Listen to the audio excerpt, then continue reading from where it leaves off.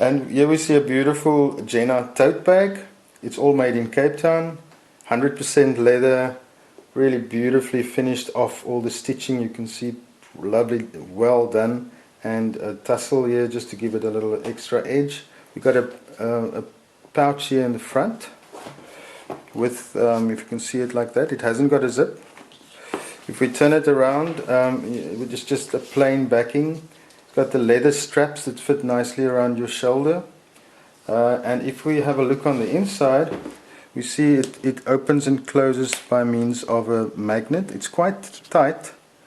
And then if we go on the inside, we can see a beautiful the canvas lining on the inside. It's got a pocket here with two sides, so you can fit in your mobile phone or whatever in there. Then on that side we also see it's got a zip pocket, so you can put your purse in there or your mobile, and that's quite deep. There's a lot of space in there.